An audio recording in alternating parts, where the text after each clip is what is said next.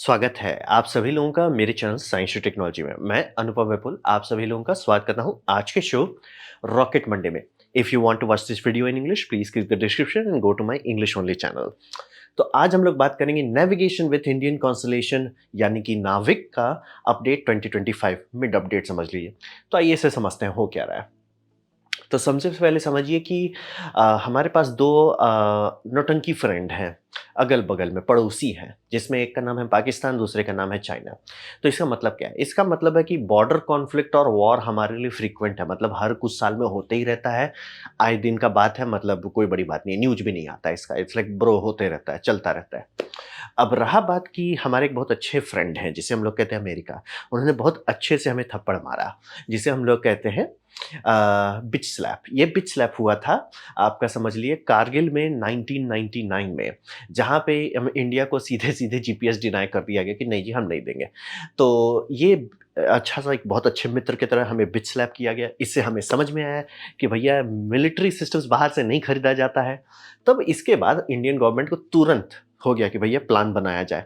Plan बनाने में कुछ टाइम लगा, प्लान बन गया कि भैया नाविक बनाना है, यानी कि नेविगेशन विथ इंडियन कॉन्स्टलेशन, बाहर के भरोसे नहीं चलना है। इसको इंडिया में ये कर दिया गया, क्या बोलते हैं आपको, अप्रूव किया गया, सारा बजटिंग वजटिंग किया गया, ये मई 2006 में पास कर दिया गया कि हम लोग को अपना करना, और पैसा भी अच्छा खासा दिया गया, 1400 करोड़ दिया गया। और वो आज नंबर भले आपको सुनने में थोड़ा लग सकता है कि उतना बड़ा बात नहीं है, लेकिन वो 2006 के हिसाब से देखिए बहुत बड़ा नंबर था, कि मतलब दे दिया कि भैया आपको टेंशन नहीं लेना है, बना देना है।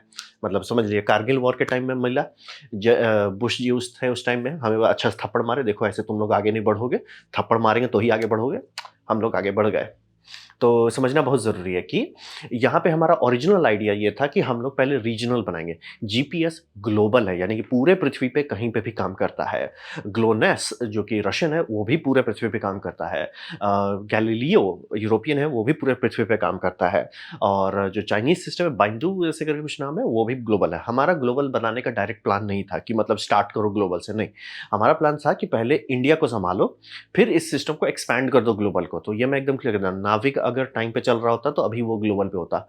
यानी कि अभी हम लोग इस स्टेज पे हैं, यानी कि आपका 7 सैटेलाइट्स ऑलरेडी चल चुका है, और ये सारे सैटेलाइट्स इंडिया में आपको कहीं पे भी लोकेशन दे सकते हैं, और 1500 किलोमीटर तक हमें सोचना नहीं है, यानी कि बॉर्डर से 1500 किलोमीटर आगे पीछे तक आपको कोई टेंशन नहीं लेना है। मतलब कि पाकिस्तान अपना समझ के ले लेते हैं। पूरा चाइना तो नहीं जाता है, लेकिन अच्छा खासा चाइना के अंदर तक अपना समझ के हम लोग ले सकते हैं। और बॉर्डर रीजन में तो एकदम अल्ट्रा हाई डेंसिटी रेज़ोल्यूशन है, कोई आपको टेंशन नहीं लेना है। मतलब हमारा मिसाइल अपना समझ के जा सकता है, कोई टेंशन नहीं है। तो ओरिजिनल ये था कि पहले यहाँ से गाड़ी खोलो और उसके बाद इसे ग्लोबल कर दो। और ये समझना बहुत ज़रूरी है, जापान भी इसी तरह का एक छोटा-सा सिस्टम चलाता है, जिसमें उनका लोकल है, क्योंकि फ़ायदा नहीं है, अगर आपका ज़रूरत नहीं है ग्लोबल बनाने की, तो ग्लोबल बना के करोगे क्या? तो यहाँ से गाड़ी खोला गया था। तो ये है इतिहास, जो कि समझिए कारगिल के 1999 का बिच स्लैब है। तो रहा बात कि गाड़ी तो काफ़ी पहले खुल जानी चाहिए थी, यहाँ पे है प्रॉब्लम्स। तो अब समझना पड़ेगा कि कुछ भी इसमें काम नहीं किया जैसा करना चाहिए था। अब रहा बात कि ओरिजिनल टारगेट था, सुन के भी अब हँसी लगे, ओरिजिनल टारगेट था जनवरी 2012 तक में वो चालू हो जाना था लोगों के लिए, मिलिट्री मतलब उस टाइम सॉर्टेड हो जानी चाहिए थी। और वही मतलब टारगेट वही था कि इंडिया लीजिए और एक्स्ट्रा 1500 किलोमीटर का बफर रखिए। लेकिन नहीं हुआ। तो यहाँ पे समझिए controller and auditor general of India, यानी कि ये महाशय जी, जिनका काम होता है कि सरकार पे देखिए कि सरकार क्या कर रही है। जैसे कि आप लोग को मिसाइल मारने के लिए पुलिस आती है। अब रहा बात कि अगर इसरो को पैसा दिया जा रहा है, उस पैसा का कोई तो रखेगा ना कि भैया आप सही से उसका इस्तेमाल कर रहे हो कि नहीं? आपने इतना पैसा माँगा, आपको इतना पैसा दिया गया, कहाँ गया? गटक गए क्या? तो वो सब चेक करने के लिए इनका इस्तेमाल किया जाता है। सीएजी जो है। तो इनका जो रिपोर्ट आया, और ये कई साल से अलार्म बजा रहे थे कि सर ये आप बहुत धांधली कर रहे हो। तो इनका फाइनल रिपोर्ट 2018 में आया। तो ये समझिए कंप्लायंस ऑडिट कहते हैं उसको, यानी कि वो चेक करते हैं कि सर आपने क्या बोला? आपको कितना पैसा दिया गया? आपने कितना समय लिया? मतलब हुआ क्या? क्योंकि होता है ना गवर्नमेंट में, अरे ये ब्रांच में गया, वो ब्रांच में गया, कोई तो देखना होगा ना किसी को ऊपर से कि हो रहा है कि नहीं, कि बस आप बस बोल रहे हो। तो ये इन्होंने ऑडिट किया, और शुद्ध भाषा में कहें, बहुत ही खराब रिज़ल्ट आया। अलार्म पहले से, मतलब टू बी फेयर, जैसे नासा पे चिल्ला रहा था नासा इंस्पेक्टर जनरल ऑफिस, वैसा ही ये चिल्ला रहे थे इसरो के ऊपर। तो समझिए कि ऐसा-ऐसा चीज़ में गलती हुई है जो कि मतलब ऑड लगेगा। जैसे कि इसरो मॉडेम्स खरीदना था उनको कि सैटेलाइट से बात कर सके, ठीक है, बल्ले-बल्ले कॉमन चीज़ है, होता है, थोड़ा महँगा है बट होता है, कोई बड़ी बात नहीं है। इन्होंने गलत मॉडेम ऑर्डर कर दिया। कैसे कोई ये कर सकता है कि भैया हम गलत ऑर्डर कर दिए? उसमें 3 करोड़ स्वाहा हुआ है। मतलब ये सब चुटपुटिया बताया, ऐसा बहुत सारा चीज़ है कि मॉडेम ही गलत ऑर्डर कर दिया। भैया सर आपका सैटेलाइट है, आपको पता होना चाहिए कौन-सा मॉडेम उसमें लगेगा, नहीं लगेगा, गलत हो गया। ठीक है। और इसरो का मतलब समझिए कि पूरा पाइपलाइन जो था वो एकदम आदम ज़माने पे चल रहा था। तो उस पाइपलाइन को बदलने के लिए जैसे ओल्ड एडमिनिस्ट्रेटिव सॉफ्टवेयर मतलब कि इसरो का जो पूरा सॉफ्टवेयर इकोसिस्टम है, उसको चेंज करने के लिए इन्होंने 10 करोड़ दिया कि पहले की बात हो रही है 10 करोड़ आज भले हल्का लगे, उस टाइम में और ये समझिए 10 करोड़ आप किसी को सॉफ्टवेयर बदलने के लिए दे रहे हैं। कि मतलब कोई अपने हिसाब से सॉफ्टवेयर लिखो और वो लॉल हो गया, प्रोजेक्ट ही लॉल हो गया। इसलिए इन लोग छोड़ दिए बीच में, क्या है छोड़ो यार। और फिर जब इस पे इंस्पेक्टर खोज रहे हैं कि भैया क्या हुआ, तो बोला अरे किसी का मन नहीं था, कोई एक्सपर्टीज नहीं था, तो लाइक छोड़ दिए। सर 10 करोड़ आप खा के छोड़ दिए। तो वही समझिए कि वो सीधा शुद्ध लॉल हो गया। अब यहाँ पे आप समझिए कि कैबिनेट जो था यानी कि भारत के कैबिनेट मिनिस्टर सब लोग बैठे और उन्होंने जुगाड़ किया कि नहीं देखो भैया आप जीपीएस बना दो, उसका कोई फायदा नहीं होगा जब तक हमारे पास रिसीवर्स नहीं है। तो एग्जैक्टली वैसा नाविक के साथ ना हो, कैबिनेट ने एक अलग से बजट रखा था 200 करोड़ का कि यूजर रिसीवर्स की मतलब जो आपके मिसाइल्स में लगे, जो आपके प्लेन्स में लगे, जो ट्रक्स में लगे, वो सब रिसीवर जो है इसका काम सॉर्ट करो। और ये क्रिटिकल टेक्नोलॉजी का स्टैंप दिया गया, यानी कि ये होना चाहिए किसी भी हालत में उप्स नहीं, क्योंकि उनको पता था इसरो आज नहीं तो कल रोग आके सैटेलाइट कर लेगा। उतना सॉर्टेड था, उतना भरोसा था उनको कि भैया आज नहीं तो कल आप रोग आके कर लोगे सैटेलाइट, वो हम लोग कर रहे थे। लेकिन अगर रिसीवर्स नहीं रहेंगे तो क्या होगा, तो रिसीवर्स का समस्या ना रहे तो उसे पहले क्रिटिकल ये दिया गया इंपॉर्टेंस कि नहीं बनाना है, हुलुलुलु नहीं कर रहा है, बनाना है तो मतलब बनाना है। और इसके लिए डोमेस्टिक मैन्युफैक्चरिंग हो उसके लिए ये 200 करोड़ रखा गया। और उस पे इसरो काम ही स्टार्ट नहीं किया मार्च 2017 तक, काम ही नहीं कर रहे थे उस पे। मजाक भी नहीं कर रही है, उनके रिपोर्ट पे खुद ही कंफ्यूज है कि सर आपको कैबिनेट मिनिस्ट्री कहा जा रहा है एंड अगेन इसे प्रायोरिटी मतलब कहते हैं ना हाईलाइट करके सर क्रिटिकल, हुलुलुलु नहीं क्रिटिकल। ये मतलब ये वही बात हो जाएगी कि अरे भैया चाइना से लड़ाई हो रहा है, चलो हम लोग नाविक से, चाइना बोलेगा सारे तुम्हारे सारा रिसीवर तो हमारे ही बनाया हुआ, रिसीवर बंद करो तो सब कहेंगे बहुत उछल रहे हैं। वो जैसे हम लोग को अमेरिका थप्पड़ मारा था, चाइना भी थप्पड़ मार देगा। तो ये पता था और ये लोग काम ही नहीं करे, लिटरली बोल रहे कि वो आप लोग बनाओगे ना इसलिए करे। लिख के दिया गया है सर, ऐसा थोड़ी कि हम बोल रहे ओरल बात हो रही है, लिख के दिया गया है, पैसा दिया गया है, काम ही स्टार्ट नहीं किए। और जितना भी इनके अंदर सब कॉन्ट्रैक्ट्स थे मतलब कि रॉकेट्स के लिए आप गोदरेज के पास जा रहे हो, इसके लिए इसके पास जा रहे हो, वो सब का सब डिले चला है। और मतलब समझिए कुछ-कुछ तो 9 साल तक डिले खाया है। मतलब डिले कुछ-कुछ प्रोजेक्ट्स में इतना गंदा रहा कि सैटेलाइट का एक लाइफ स्पैन होता है। एक बार आप लॉन्च कर दिए, तो उसका कुछ साल तक ही लाइफ है। ऐसा नहीं कि आप लॉन्च कर दिए वो ज़िंदगी भर चलता रहेगा। उसका जैसे मान लीजिए 10 साल है, 4 साल वो वेट कर रहा है। मतलब उसका यूज़फुल लाइफ बहुत कम बच रहा है। 6 साल यूज़फुल लाइफ रहेगा। क्यों? क्योंकि आप वेट कर रहे थे, बाकी सारा चीज़ रेडी नहीं था। तो ये समझना बहुत ज़रूरी है। बहुत गंदा रोल आउट ये डिले हुआ है, 6 प्लस का रोल आउट डिले में गिनाया है। और कमिटी का बेसिकली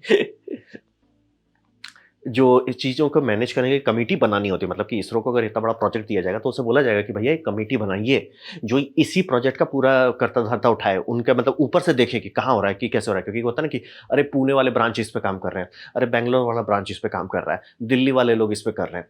कोई तो हो जो ऊपर देखे, उसके लिए कमेटी बनाई जाती है। वो कमेटी पेपर पे ही था, बनाया ही नहीं गया कभी कि भैया इसरो वाले सारे जो मतलब हाई लेवल ऑफिसर्स हैं वो बैठे कि नहीं देखो इसको इसको हम लोग ये काम देते हैं, इनकी बात सुननी पड़ेगी। मतलब ऐसे किया जाता है, ये नॉर्मल चीज है ही नहीं, बनाया ही नहीं गया, कमेटी पेपर पे ही रह गया, बनाया ही नहीं गया। और हाई लेवल का मतलब एकदम सीधा कोई पुश नहीं था, मतलब अरे हो जाएगा, होगा नहीं होगा, नहीं होगा क्या दिक्कत है, एकदम कोई लोड। क्रिटिकल है, कैबिनेट मिनिस्ट्री धड़ धड़ करके पैसा दे रही है और हमारे इसरो जी बोल रहे हैं अरे हो गया तो हो गया, काहे लोड ले रहे हो? तो वही समझिए। और ऊपर में कोई किसी के पास ओवरऑल पिक्चर नहीं था ना कि भैया ये चिपका रहा है, ये फंसा रहा है, वो लटका रहा है। तो बॉटलनेक्स हटे नहीं। बॉटलनेक्स का मतलब हमेशा होगा कुछ ना कुछ सरकारी चीज़ में कि भैया ये पेपर साइन करने में हमें 600 साल लगेगा। तो इसको करने के लिए आपको मिसाइल मारना पड़ता है उन पे कि ठीक है हम तुम्हारा गर्दन उड़ा देंगे, नहीं तो तुम इसको अभी 5 मिनट में करो। तो वैसा करना पड़ता है हर जगह। चाइना इसीलिए कर पाता है। चाइना में हमेशा कोई भी प्रोजेक्ट बनाने से पहले एक ये बनाई जाती है कमेटी, और वो कमेटी को मिसाइल दिया जाता है। देखो कोई रोक रहा है कोर्ट में, ये इसमें तुम्हारा जुडिशियल में, सीधे बोलो कि गवर्नमेंट से हम आए हैं, हम आपको ऊपर भेज देंगे, तुरंत काम हो जाता है। मतलब क्योंकि एक्चुअली ब्यूरोक्रेसी ही समस्या है, तो ब्यूरोक्रेसी उड़ाने के लिए किसी को बनाना पड़ता है। वो प्रोजेक्ट में था कि प्लीज़ एक वो बनाइए, एक मतलब हेड कमिटी बनाइए जो हर चीज़ को देख सके बाहर से कि अरे यहाँ पे फाइल फँस रहा है, यहाँ पे ये हो रहा है, वो सब ना हो। कुछ नहीं हुआ। मतलब कि ये बहुत ही, बाय द वे, ये मेरा बनाया हुआ नहीं है। 2018 में पब्लिश हुआ है रिपोर्ट, आप आराम से गूगल कर सकते हैं, इन्हीं के साइट पे जाके कर सकते हैं, पूरा पीडीएफ मिल जाएगा। हिम्मत है तो पढ़ के दिखाइए। तो हालत बुरा है। अब बात करते हैं, वहाँ तक तो वो अभी सरकारी ही प्रोजेक्ट था। अब उसके बाद दिक्कत हो गया, लेट नहीं दिक्कत हो गया। दिक्कत हो गया हमारा एटॉमिक क्लॉक में। तो हर सैटेलाइट सिस्टम में जो भी नेविगेशन के लिए यूज़ किया जाता है, उसका कोर होता है एटॉमिक क्लॉक। और यहाँ पे हम लोग इतना प्रिसाइज़ टाइम के बारे में बात कर रहे हैं क्योंकि ये सैटेलाइट बहुत हाई स्पीड पे ऑर्बिट कर रहे हैं, यानी ऑर्बिटल वेलोसिटी पे हैं। ये समय में ड्रिफ्ट कर जाते हैं, समय इनके लिए स्लो हो जाता है और इनका क्लॉक से इतना प्रिसाइज़ होता है कि वो कैलकुलेशन कि भैया आप आज 2 नैनो सेकंड आगे चले गए हो, 2 नैनो सेकंड पीछे आओ, वो प्रिसाइसली करना पड़ता है। हर दिन कैलिब्रेशन करना रहता है और पूरा सिस्टम टाइमिंग पे है और टाइमिंग के लिए एटॉमिक क्लॉक चाहिए। एटॉमिक क्लॉक के लिए ये लोग इस्तेमाल कर रहे थे rubidium atomic frequency standard. Normal technology है, आदम जमाने की है, चलते आ रहा है। उसको एक कंपनी सेल किया था जिसका नाम है स्पेक्ट्रा टाइम ब्रांड का था और उसी ब्रांड का इसरो भी लिया था, उसी ब्रांड का ईसा भी लिया था। ईसा अपने गैलीलियो में लिया था। वो लटक गया, सप्लायर गलत हो गया, मतलब उन्होंने जिससे कैपेसिटर्स खरीदा था वो धांधली निकला। तो समझिए हम लोग को चाहिए 7 सैटेलाइट्स ताकि हमारा कॉन्स्टेलेशन एक्टिव रहे। हर सैटेलाइट में 3 घड़ी दिया गया है, एक प्राइमरी 2 बैकअप, मतलब कि एक के बूम होने पे तो भी बचा रहे। IRNSS A1 1A जो था, जो पहला था, उसका तीनों उड़ गया, तीनों क्लॉक उड़ गया और उसके बाद मतलब वो सैटेलाइट यूजलेस हो गया। मतलब कि अब सैटेलाइट का सारा चीज़ सही है, सोलर पैनल सही है, उसमें फ्यूल भी है, सारा कोर्स करेक्शन हो रहा है, वो कोई काम का नहीं है क्योंकि वो क्लॉक खत्म हो गया। और रहा बात की फ्लीट वाइड की, हमने जो भेजा था, आपका समझ लिए 7 चाहिए, तो 7/3 कर दिया, तो 24 में से 9 क्लॉक्स उड़ चुके हैं। तो समझना बहुत ज़रूरी है, ये मई 2018 तक का बात है। बहुत सारे सैटेलाइट्स में क्लॉक्स में फॉल्ट आने लगा। जो आप लोग बीच में सुनोगे ना, ये न्यूज़ आया था उस टाइम 2017 में, case like 3 atomic clocks of देसी GPS satellite stops working. Basically ये पूरा सैटेलाइट ब्रेक कर दिया। जनरली ऐसा हो रहा था कि एक ठो ये उड़ा, एक ठो वो उड़ा, कोई दिक्कत नहीं है। तीनों एक में उड़ गया तो पूरा सैटेलाइट बैठ गया और हमारे पास सिर्फ 7 ही सैटेलाइट है तो 7 में से एक भी बैठेगा तो लटक जाएंगे। ये हो गया और इसी के बाद हुआ कि इंडिया का ये प्रोजेक्ट स्टार्ट किया गया, इंडिजिनस एटॉमिक क्लॉक, जो कि पहले कर लेना चाहिए था, बट बोलते हैं ना, लोग अच्छे लोग थप्पड़ मारते हैं तभी आप आगे बढ़ते हो। थप्पड़ पड़ा तो आगे बढ़ गए। तो अब ये हो रहा है कि पूरा वही एटॉमिक क्लॉक वो पूरा स्टार्ट टू फिनिश इंडिया में बना रहे हैं और सप्लाई चेन खुद कर रहा है क्योंकि धांधली सप्लाई चेन में हुआ था। किसी ने गलत कैपेसिटर दे दिया था जो ओवर हीट होकर खराब हो जा रहा था और उससे पावर शॉर्ट हो रहा था। तो ये क्लॉक का समस्या वही हुआ और इसी के बाद मई 23 में नए जनरेशन का सैटेलाइट रिलीज किया गया। 7 सैटेलाइट थे, चल रहे थे, लेकिन बोलना शुरू कर गया और फिर अब एक मार्क 2 सैटेलाइट बनाया गया जिसका नाम बदल दिया गया, मतलब लंबा नाम जो था IRNSS को NVS कर दिया गया, नेविगेशन सैटेलाइट 1 जो है, इसमें इंडिजिनस एटॉमिक क्लॉक बना के लॉन्च किया गया। तो क्लॉक्स में काफ़ी भारी समस्या आया, मतलब भारी, बट अच्छी बात है, हमें थप्पड़ पड़ा, हम लोग सीख गए, आगे बढ़ गए और अब हमें टेंशन नहीं कि सर एटॉमिक क्लॉक के लिए किसी और से मांगना पड़ता है, वो अपना सॉर्टेड है। तो ये रहा, दिक्कत वाला रहा, काफ़ी दिक्कत रहा इसमें भी। अब बात करते हैं सैटेलाइट्स के बारे में। तो सैटेलाइट के बारे में समझिए कि पहला जो सैटेलाइट हमने ऑर्बिट डाला था वो जुलाई 2013 है, जो कि आप समझ लो भैया हम लोग टारगेट कर रहे थे कि 2012 के जनवरी में रेडी रहे, मतलब पब्लिक को दिया जाए as a new year gift कि भाई भारत के पास अपना हो गया पहला सैटेलाइट लॉन्च हुआ और समझिए कि उस वही पहला सैटेलाइट जो था जिसका सारा क्लॉक स्वाहा हो गया और वो बेचारा जनवरी 2017 में बोल गया, मतलब कि सर हम छुट्टी पे, हम परमानेंट छुट्टी पे सर, वो चला गया और हमें 7 चाहिए तभी नाविक ये पूरा सारा सिस्टम चलता रहेगा कंटिन्यूअसली। तो मार्क 2 को बनाया गया और मार्क 2 में अपग्रेड किया गया। मार्क 2 में अपग्रेड किया गया है, L1 बैंड ऐड किया गया है, यानी कि 1.5 मेगाहर्ट्ज। 1.5 मेगाहर्ट्ज इसलिए ऐड किया गया है जो कि आपके स्मार्टफोन जो है उसमें 1.5 मेगाहर्ट्ज का रेडियो रिसीवर है इसके लिए, बाकी सारे जीपीएस के लिए। अगर आप रिसेंट टाइम में सारे जीपीएस कर देंगे, आजकल आपको जीपीएस नहीं मिलेगा, उसमें GNS लिखा जाता है, ग्लोबल नेविगेशन सिस्टम। कारण यह है कि बहुत सारा सैटेलाइट हो गया आजकल, जैसे आपको पता है जीपीएस अमेरिका का, ग्लोनास रशिया का, गैलीलियो यूरोपियन यूनियन का, बिंदु चाइना का और जापान का भी एक ठो है। तो आइडिया वही है कि वही जैसे वो लोग सब शेयर कर रहे हैं, तो सब एल बैंड पे है। तो एल बैंड पे इंडिया भी कूद जाता है ताकि इंडिया के अंदर आपका इंडिया का जीपीएस मोबाइल फ़ोन चला पाए।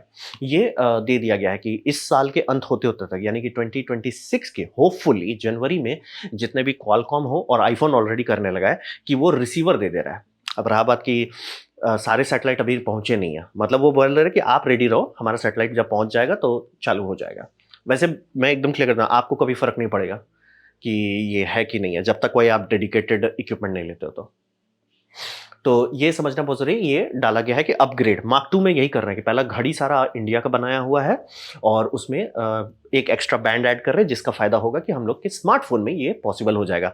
अभी दिल्ली दूर है क्योंकि समझ लीजिए कि उसका एनवीएस 1 लॉन्च किया गया, सक्सेसफुली काम किया, फिर नंबर 2 को लॉन्च किया गया, वो बूम हो गया। उसमें दिक्कत हो गया, लॉन्च अनॉमली आ गया, उसका प्रोपल्शन सिस्टम फेल कर गया, वो सही ऑर्बिट पे नहीं गया, लटक गया वो। तो मैं एकदम क्लियर करना, सैटेलाइट को भी टाइम लगने वाला है। कि मतलब मार्क 2 वाले सीरीज़ यानी कि नेविगेशनल सेट्स एनवीएस सीरीज़ के सातों सैटेलाइट लॉन्च हो जाएँ, उसमें टाइम लगेगा। मतलब आप कुछ साल तक लग सकता है। मतलब कि अगर सब चीज़ सही रहा, नॉक ऑन वुड, 2030 तक लग सकता है जब आपको ये होगा कि हाँ, अब इंडियन स्मार्टफ़ोन में अगर बाहर के सारे देश बोलते हैं कि नहीं हम जीपीएस रोक देंगे, तो भी हमारा चलता रहेगा। दिल्ली अभी दूर है। तो रहा बात कि भविष्य में क्या होगा, तो यहाँ समझना बहुत ज़रूरी है कि ये नॉर्मल है, प्रॉब्लम हो प्रोजेक्ट्स में ये नॉर्मल बात है। इंडियंस इस मामले में बहुत खराब रैंक करते हैं कि हम लोग का प्रोजेक्ट्स में प्रॉब्लम आता है, हम लोग प्रोजेक्ट ही बंद कर देते हैं। ये समझना बहुत ज़रूरी है। हाँ, लेकिन ये मैं एकदम क्लियर करता हूँ, इतना गंदा मिसमैनेजमेंट ये थोड़ा शर्मनाक बात है। मतलब कि हम नहीं करेंगे काम, ये कहाँ से आ गया सर?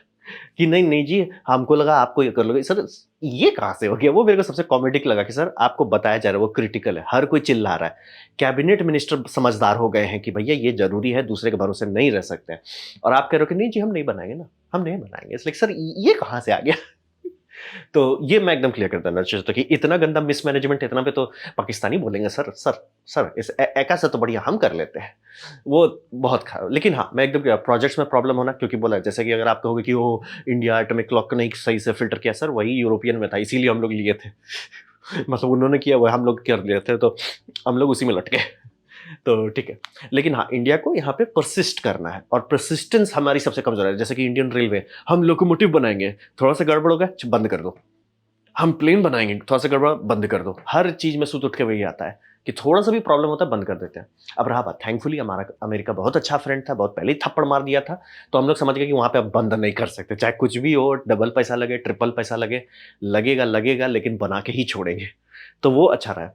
अब मैं एकदम क्लियर कर देना चाहता हूँ कि हम लोग इस पे जितना एफर्ट डालेंगे, जो कि मैं आराम से एक्सपेक्ट कर सकता हूँ कि 2030 लग ही जाएगा। मार्क 2 वाले सारे सैटेलाइट लॉन्च होने में, आपके फ़ोन में एक्चुअली वो नेविगेशन एड स्टार्ट होने में, लेकिन अपना नेविगेशन होगा कि भैया अपने देश में हम लोग सँभाल लेंगे। और ब्रह्मोस के पास ये फ़ायदा रहेगा कि देश के अगल-बगल वाले एरिया में बोलेगा थारा भाई सँभाल लेगा सर। उसमें आप डिनाई-वनाई ये सब करने नौटंकी ना करो, हम सँभाल लेंगे। हम आएँगे, घर घुस के आएँगे। तो वो बहुत अच्छी बात है। अब रहा बात कि मैं एकदम क्लियर करना चाहूँ, अमेरिका ये पावरफुल इसलिए नहीं है कि वो अच्छा प्रोडक्ट बनाता है। ये बात एकदम क्लियर समझ लीजिए, अमेरिका कभी अच्छा प्रोडक्ट नहीं बनाता है। बस उनके पास दिमाग में खुजली होता है कि वो पॉलिश करते रहते हैं। जैसे कि ये उनका बी-52 स्ट्रैटोफोर्ट्रेस है, ये बनाया गया और ये वर्ल्ड वॉर 2 खत्म हो रहा था उस टाइम पे। उनका था कि सर एक प्लेन चाहिए जो बस उड़ा दे सबको, मतलब हम घर घुस के उड़ा दें सबको। तो इसीलिए इसमें 8 जेट इंजन लगाए गए हैं। तो आपको 4 भले दिख रहा हो लेकिन हर पाइलॉन में 2 इंजन है। मतलब टेंशन आपको लेना नहीं है। तो बनाया गया, धांधली कर दिया डिज़ाइनर्स लोगों ने, तो इसका टेल टूट जा रहा था। अब रहा बात, ऐसा अच्छे-अच्छे देश, यूरोपियन देश अपना प्रोजेक्ट बंद किए हैं कि भैया अगर डिज़ाइन में इस तरह का फॉल्ट है। अमेरिका बोला नहीं जी, तुमको बोला किसने बंद करने के लिए? इसको बनाया गया, उड़ाया गया, लोगों की डेथ हुई, सब हुआ। इसको रीइन्फोर्स किया गया, रीडिज़ाइन किया गया, बहुत मतलब इसका पूरा हिस्ट्री बहुत कॉम्प्लेक्स है और अभी ये चल रहा है। और बाय द वे अगर इसका कोई फ़ायदा नहीं है, स्टेल्थ नहीं है। अगर आपके पास बहुत हाई एंड का रेडार नहीं है, ये वहाँ से उड़ा देगा आपका रेडार को, मिसाइल के बिना।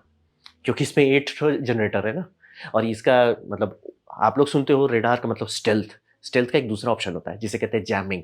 जैमिंग के लिए चाहिए बिजली और जगह। ये महाशय के पास बहुत है। मतलब कि ये अगर बोल दिया कि सर ये रेडार को तो हमको उड़ा देना है, रेडार उड़ जाएगा। बहुत कम रेडार सिस्टम है जो इसको फुल फोर्स पे, मतलब ये अपना फुल मेगावाट लगा रहा है, वो अपना फुल मेगावाट लगा रहा है और इसको आप हाँ, हम देख लिए, संभाल लेंगे। बहुत मुश्किल है। मतलब मैं एकदम क्लियर, ऐसा नहीं कि कुछ नहीं कर सकते, लेकिन ये जो सिटिंग डक वाला जो लोगों का एक है ना, ओ इसको तो कोई भी उड़ा, ना जी ना, ना। मतलब इसको अगर ढंग से एयरफोर्स, पॉलिटिशियन नहीं, पॉलिटिशियन मरवा देंगे इसको। लेकिन जो एयरफोर्स एक्सपर्ट बोले भैया 4 ठो भेजो जो जैमिंग के लिए है, 2 ठो भेजो जो थोड़ा प्यार बरसाने के लिए है, सब साफ कर देंगे। वियतनाम में जब बिना पॉलिटिशियंस भेजे, बिना वो जैमर के भेज दिए, उड़ा दिए, फिर जूता चप्पल मारा गया पॉलिटिशियंस को कि भैया तुम बैठो। फिर एयर कर्नल को बुलाया गया, सर आप संभालो, वो संभाल दिया। समझना बहुत जरूरी होता है। टूटा फूटा कबाड़ है, थारा भाई संभाल लेगा। और ये थारा भाई लॉन्गेस्ट रनिंग एयर का, मतलब सोचिए वर्ल्ड वार 2 से है, चल रहा है और अभी चलेगा। अभी इसका इंजन फिर से अपडेट किया, तीसरी बार इसका इंजन अपडेट हो रहा है। हम लाइक सर क्या कर रहे हो, क्यों कर रहे हो? बट लॉजिक वही समझिए, और यही है, ये है इस पे आपका स्पेस एक्स का फाल्कन है। ये आपको इंजन देके और लग रहा है भैया ऐसे स्क्वायर ब्लॉक में क्यों, पहले वही था। समझना बहुत जरूरी है, मार्क 1 हमेशा कचरा होता है। ये है अमेरिका के पानी में किसी कारण से कि वहां लोग कबाड़ अगर बनाते हैं तो उसको चमका पाते हैं, चाहे वो उनके वेपन्स में हो, पेट्रियट में हो। पेट्रियट को हर कोई गाली देता है, ये फॉल्ट है वो फॉल्ट है, वो ओपनली बताते हैं कि फॉल्ट है। और यही आप, इसी से मेरे को डर लगता है कि वो बता क्यों पा रहे हैं कि सर इसमें फॉल्ट है, क्योंकि रशिया का अरे हमारा system best of the best है। महाराज अब से यूक्रेन नहीं संभाल रहा है पिछले 4 साल से, आप हाइपरसोनिक बना के हुलुलु करके हमें चूना लगा रहे हो 4 साल से। ज़ेलेंस्की आपसे संभाल नहीं रहा है, पेट्रियट सिस्टम है, आप जाइए ना, मतलब उनका पूरा टेक ओवर कीजिए। क्यों नहीं कर पा रहे? क्योंकि एयर सिक्योरिटी नहीं कर पा रहे। क्यों नहीं कर पा रहे? पेट्रियट बैठा हुआ है ना। लॉजिक वही होता है कि अमेरिका का सारा सिस्टम कबाड़ रहता है, बट उसको चमका चमका के चमका चमका के चमका चमका के आगे बढ़ जाते हैं। तो हमें भी वही बनना है कि भैया दिक्कत होगा, दर्द होगा, बहुत दर्द होगा, बहुत पैसा जलेगा, लेकिन चमकाते रहना है, तभी हम लोग चमकेंगे। अगर भागने लगे बात बात पे, थोड़ा सा भी दर्द होने पे मारे जाएंगे। तो ये समझना बहुत ज़रूरी है। ये हमारे पास एक चॉइस आया है हाल फिलहाल में कि भैया दर्द झेलो, आगे बढ़ो। अगर दर्द झेल के आगे बढ़ पाते हैं, चमक जाएंगे। नहीं चमकेंगे तो भगवान के नाम पे सैटेलाइट लॉन्च कर दो। इसरो का खुद ही देख लीजिए कितना बार हम लोग को इस पे जाना पड़ रहा है, क्या बोलते हैं, स्पेस एक्स पे, कि भैया लॉन्च कर दो सैटेलाइट। तो ये था मेरा प्रेजेंटेशन नाविक सिस्टम के बारे में। उम्मीद करता हूँ आपको अच्छा लगा, कुछ सीखने वाला, कुछ समझ में आया। अगर ऐसा है, लाइक कर दे तो शेयर कर दो, उससे मेरा काफ़ी भला होगा। नहीं अच्छा लगा, नहीं पसंद आया, कोई बात नहीं, आप डिसलाइक दबा सकते हैं। मैं कहूँगा डिसलाइक 2 बार दबाएं, उससे मुझे पता चलेगा कितना पसंद हुआ है। मैं आपसे कहूँगा कमेंट लिखे, मैं हर कमेंट को पढ़ने की कोशिश करता हूँ। आपसे कहूँगा सब्सक्राइब कीजिए, बेल दबाइए अगर आप फ्री हैं तो। आपने वीडियो का जान के मुझे बहुत खुशी हुई। धन्यवाद।